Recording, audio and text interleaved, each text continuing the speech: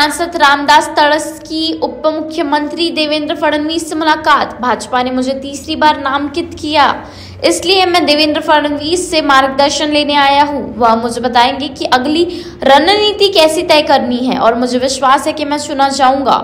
आगामी चुनाव में बड़ा अंतर। भाजपा पार्टी के नेताओं ने मुझ पर भरोसा किया। मैंने पिछले 10 वर्षों में केंद्र सरकार द्वारा किए गए कार्यों को जनता तक पहुंचाते आया हूं, इसलिए मैं जीत के प्रति 100% आश्वस्त हूं। रामदास तड़स का कहना।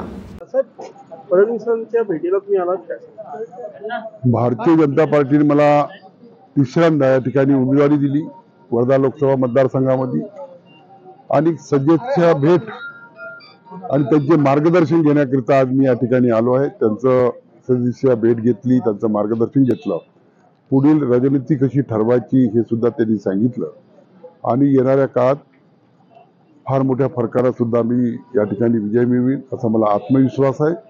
या देशाचे यशस्वी प्रधानमंत्री नरेंद्रजी मोदी यांनी माझ्यावर विश्वास टाकला, अमित शहा यांनी माझ्यावर विश्वास टाकला, देवेंद्रजी फडणवीस यांनी माझ्यावर विश्वास टाकला, गडकरी साहेबांनी माझ्यावर विश्वास टाकला आणि भारतीय जनता पक्षाचे महाराष्ट्राचे अध्यक्ष चंद्रशेखरजी बावनकुळे यांचा सुद्धा माझ्यावर विश्वास होता आणि मला तिसऱ्यांदा या ठिकाणी उमेदवारी मिळाली आणि केंद्र सरकारने जे 10 वर्षात काम केलं ते जनतेपर्यंत पोहोचण्याचं काम मी त्या ठिकाणी केलं।